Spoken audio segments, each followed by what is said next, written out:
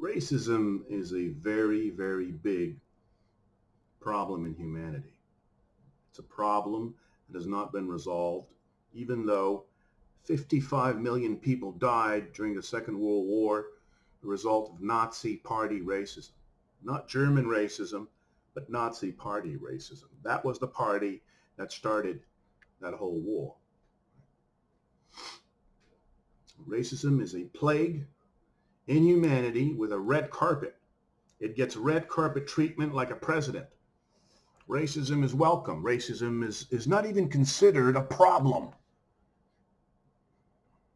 It walks around like it's a virtue. If you're a racist and if you're proud of your race, if you live within your race, if you want to do business with your race only, if you look for refuge in your race, you want support. It's almost like a support group, which is your race.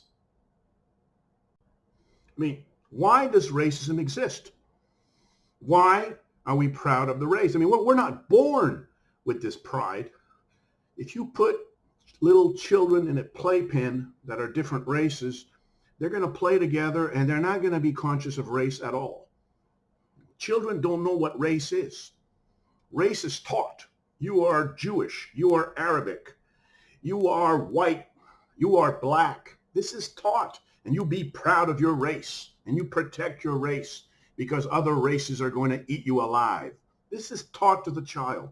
A child is not born racist. A child is born measuring an individual. Is it a good soul or a bad soul? You know? Does he have beauty? Does he have?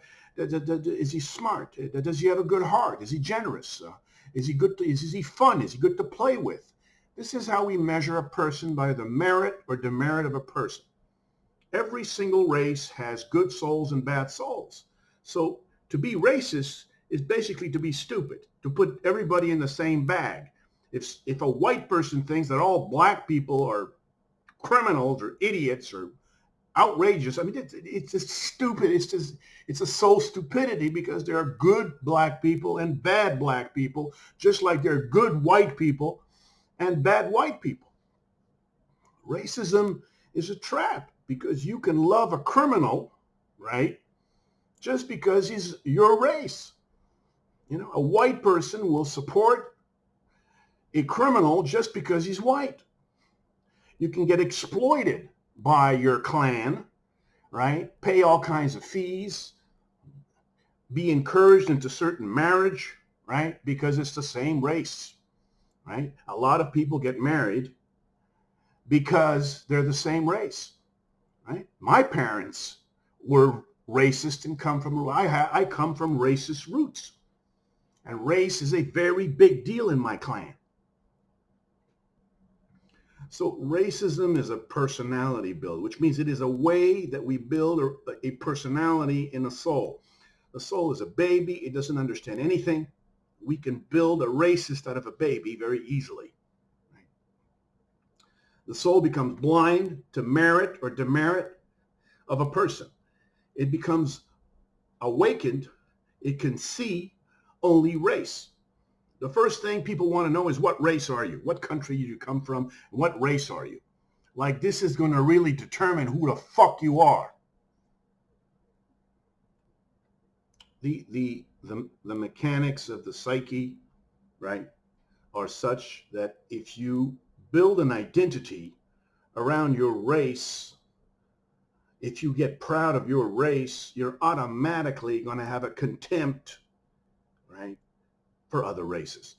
Automatically. The moment you're proud of your race, if you're proud of being white, if you're proud of being black, you're going to have a contempt for all other races. And of course, there's different kind of racism. There's kind of like an in the closet, shy racism that's politically correct and says, I'm not racist. You know, and when racism is out of the closet, it is mild, middling, and very, very intense. And at its intensity, racism as a plague, it's kind of like a cancer or a fever, is capable of murder.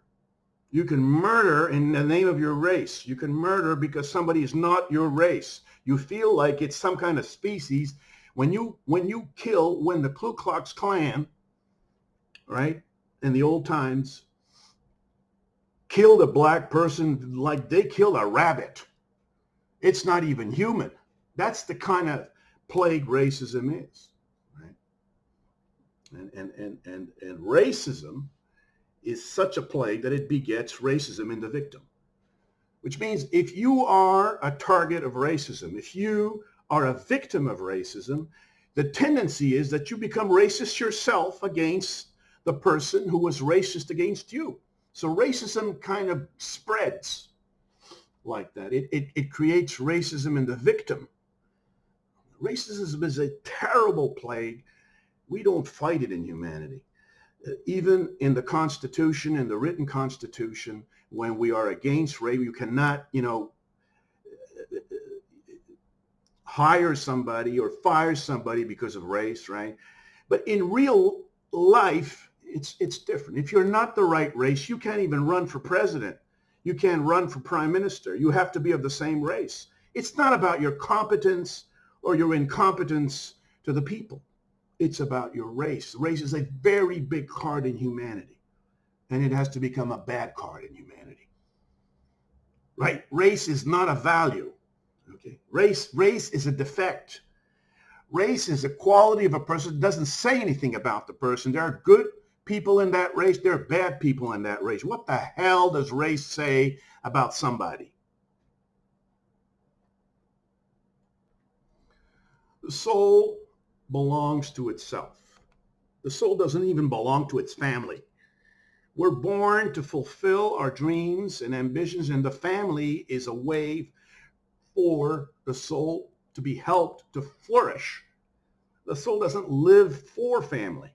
The family lives for the soul, for the satisfaction of the soul. Everything is backwards in humanity. The cart is always before the horse.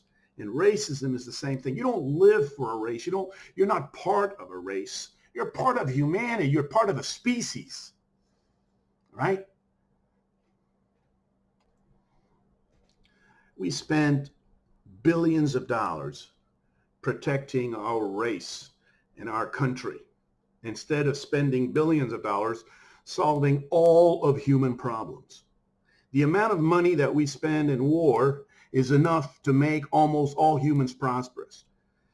The amount of money that the humans spend on conflicts, on racism, on nationalism, on this kind of one religion versus another, one race versus another, cat and dog fights that are lasting hundreds, if not thousands of years, we get to build prosperity for the whole humanity. That's how much money war costs. War is the most expensive venture in the human species. What is the proof of racism? But I think the strongest proof that a person is racist is their opposition to intermarriage. When we see a black person and a white person be a couple, and both races are, turning their eyes and looking in the sky like it's some kind of sin going on, it's false. In fact, life prefers interracial marriage because different genetics, different positives can get together and create even better souls. The objective of life evolution is to produce better and better souls, not the same soul, not the same twins, not the same sisters and brothers, right? So our whole position of racism is not only, costing us financially, costing us in suffering, right? But it's also preventing life from evolving.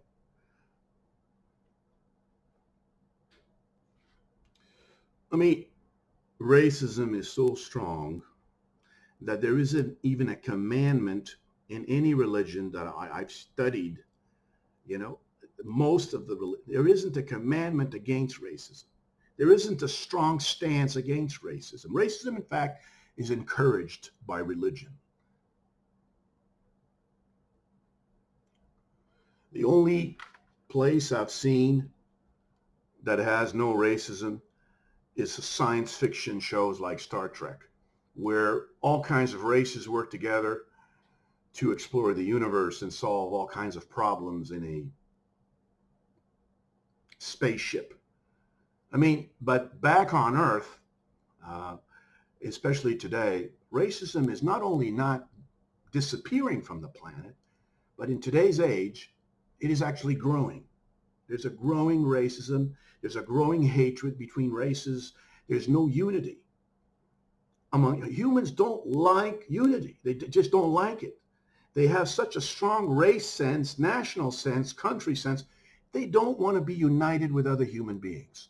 That's what racism is. You only want to unite with your own race. You feel comfortable with your own race, and any other race you're uncomfortable with. And if we don't get rid of this defect, we're not going forward in the evolution of life against death.